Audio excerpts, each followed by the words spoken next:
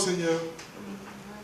Vous êtes des princes, des reines, des rois et des princesses dans la maison de Dieu. Je suis très heureux ce soir, ce matin, je dirais, d'être ici en votre compagnie et de pouvoir prêcher l'évangile. Pour ceux qui nous suivent sur Internet, vous êtes bénis et attachez votre ceinture parce que l'avion va décoller. Amen. Alors, mon thème aujourd'hui, c'est le thème de ce matin, c'est l'alliance. Dis avec moi alliance. Dis avec moi encore alliance. Voilà. Pourquoi l'alliance? Parce que l'alliance, c'est un partenariat. C'est un, comment je vais dire ça? C'est un contrat. C'est un partenariat contrat entre deux personnes qui vise à créer des opportunités entre ces personnes-là. Amen. Ça veut dire par exemple, si j'ai besoin de quelque chose que mon voisin a et que je n'ai pas, je dois faire un partenariat avec lui.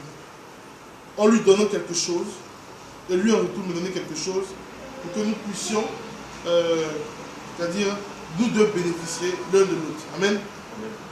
Et ce matin, j'ai introduit le thème, l'alliance, qui sera notre thème du mois. Mais il faut dire que je vais simplement parler du genre d'alliance dans lequel nous sommes, en tant que fils de Dieu, en tant que chrétien. Quand je parle d'alliance entre Dieu, évidemment, et son peuple. Amen. Avant d'aller plus en profondeur, je voudrais rappeler que toute personne qui lit la Bible et qui ignore qu'il y a généralement deux, je vais dire, alliances. Je dis généralement, il y a plusieurs alliances qui peuvent se faire. Il y a eu l'alliance avec Noé, tout ça. Mais généralement, j'appelle généralement des alliances qui sont la loi et la grâce. Si vous ignorez qu'il y a la loi, si vous ignorez qu'il y a la grâce, alors vous ne comprendrez pas la parole de Dieu. Parce que nous avons l'Ancien Testament et le Nouveau Testament. L'Ancien Testament, ce n'est pas en tant que tel la loi, mais c'est dans l'Ancien Testament que nous trouvons la loi de Dieu. Dans le Nouveau Testament, nous trouvons la grâce de Dieu. Généralement, le Nouveau Testament est appelé le livre de la Nouvelle Alliance. Amen. Amen. Amen. Je veux entendre des Amen. Amen. Voilà la salle. Donc, la loi n'est pas la grâce. La loi est une alliance qui a été faite par Dieu avec le peuple d'Israël, après sa sortie d'Égypte, visant à aider le peuple et les amener à entrer dans leur terre promise. Amen. Et la grâce de Dieu est une alliance qui a été scellée par le sang de Jésus et sa résurrection. Quand Jésus est mort, son sang a coulé, nos péchés ont été pardonnés et il nous a ressuscités ensemble, dit le livre d'Éphésiens chapitre 2, et nous a fait asseoir ensemble dans les lieux célestes. Alors ça s'appelle la grâce de Dieu. Amen. Amen. Amen. Ok. Alors, la loi a une connotation, ou du moins a un slogan, ou a un principe, ou un bouton activateur. La loi est gouvernée par le principe de la méritocratie. Dis avec mon méritocratie. Méritocratie, c'est le fait de mériter les choses de Dieu. La loi, c'est une alliance dans laquelle, pour pouvoir bénéficier de la faveur de Dieu, il faut que tu poses des actes et des efforts. Amen. Par exemple, pour pouvoir avoir, par exemple, une grâce spéciale, il faut que tu, par exemple, pries, par exemple, comme ça, pendant 7 fois.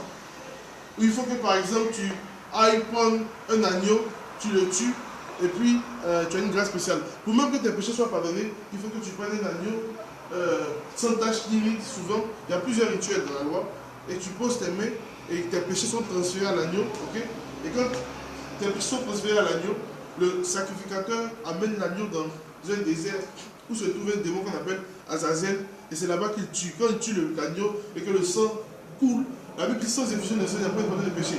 Et la vie se trouve dans le sang. Donc quand le sang de cet agneau coule, c'est le sang de tes péchés qui sont tombés.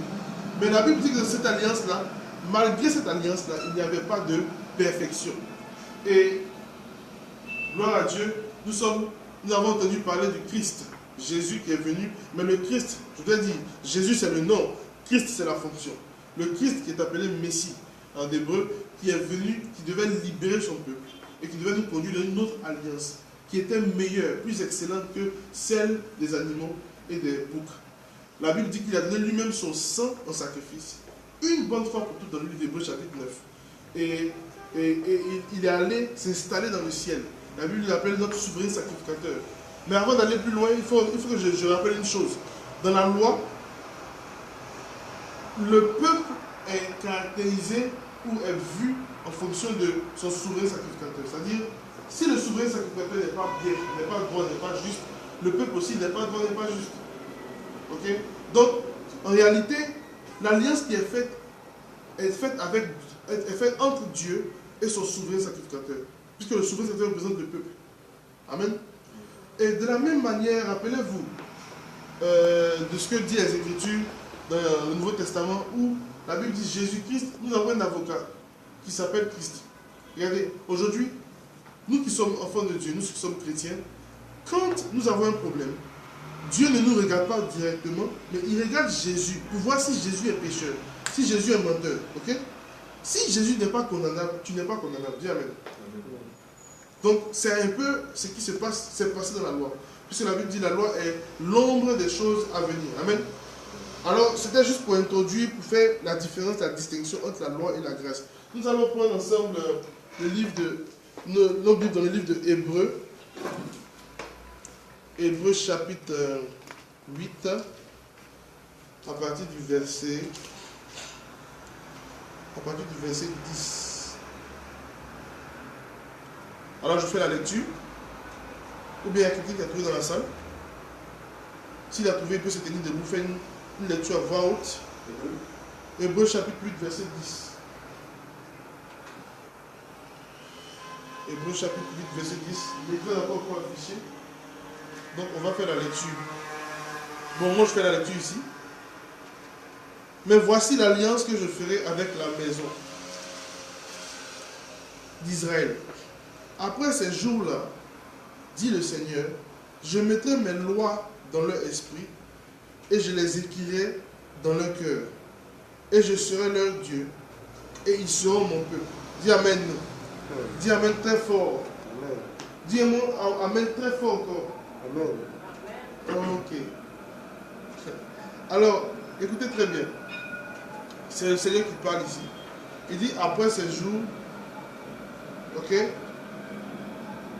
je mettrai mes lois dans leur esprit et je les écrirai dans leur cœur. Je serai leur Dieu et ils seront mon peuple. Est-ce que vous voyez un peu l'alliance ici, dans ce verset? Il dit, je mettrai mes lois dans leur cœur. Pourquoi il dit il va mettre ses lois dans notre cœur?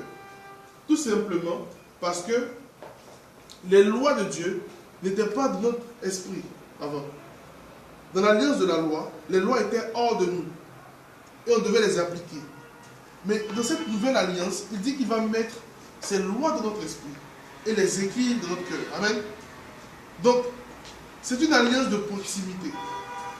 L'autre alliance était une alliance de contrat, une alliance de séparation, je dirais. Parce que les gens n'étaient pas eux avec Dieu. Mais dans notre alliance ici, la nouvelle alliance dont il parle, c'est une alliance de proximité où Dieu fait un avec nous. Dis Amen. Et il dit, je serai leur Dieu et ils seront mon peuple. Pourquoi Dieu parle ainsi? Alors qu'on a tous su dans l'Ancien Testament que, ou du moins on appelait tous les Hébreux le peuple de Dieu, n'est-ce pas? Mais Dieu dit, je serai leur Dieu, ils seront mon peuple. Amen. Rappelez-vous de ce que Jésus disait. Il dit, personne ne vient à moi si le Père ne l'a envoyé. Pour dire quoi? Pour dire qu'il n'y avait pas d'intimité. Il n'y avait pas de relation avec le peuple d'un temps d'Israël, dans la loi. Dieu voulait les conduire lorsqu'ils sont sortis d'Égypte. Par le matin, des nuées, le soir, une colonne de feu. Dieu a voulu parler depuis la montagne de Sinaï. Ils ont tous refusé. Parce qu'ils ne voulaient pas. Ils ont dit, Moïse, va écouter Dieu, viens nous parler. Amen. Mais dans la nouvelle alliance, ce n'est plus question de Dieu qui parle par un intermédiaire. Amen. Je suis homme de Dieu, mais je ne suis pas intermédiaire en tant que tel entre Dieu et toi forcément. Parce qu'aujourd'hui, dans la nouvelle alliance, quand tu acceptes le Christ, Dieu est en toi. Ok? Et Dieu peut te parler directement. Amen. La Bible dit effectivement que Dieu parle tantôt d'une manière ou d'une autre. Donc, c'est sûr que par moi aussi il peut te parler. Mais tu n'es pas limité à m'attendre, ok, avant d'entendre la voix de Dieu. Est-ce que tu me comprends? Donc, dans la nouvelle alliance, nous devons avoir la conscience que Dieu est en nous. Sa parole est en nous. Donc, nous pouvons entendre sa voix et nous pouvons faire de ses paroles ou de ses lois les délices de notre cœur. Il dit, fais de l'Éternel des délices et il te donnera ce que ton cœur désire. Et ici, rappelez-vous, il dit, il a écrit ses lois dans notre cœur. Donc, c'est une stratégie qu'il nous donne. Donc, notre rôle ici, c'est de faire de sa parole un délice. C'est de faire de sa parole une habitude, notre leitmotiv, notre langage. C'est de parler comme lui, il parle. Parce que maintenant, il n'y a plus de séparation, de distinction entre nous. Amen. Amen. Amen. Ok. Le texte nous dit, si on continue au verset 11, il dit, aucun n'enseignera plus son citoyen, ni aucun son frère, en disant, connais le Seigneur, car tous me connaîtront depuis le plus petit jusqu'au plus grand d'entre eux. Ce que je disais tout à l'heure. Amen. Donc, dans la nouvelle alliance, c'est pas comme au temps de Moïse, où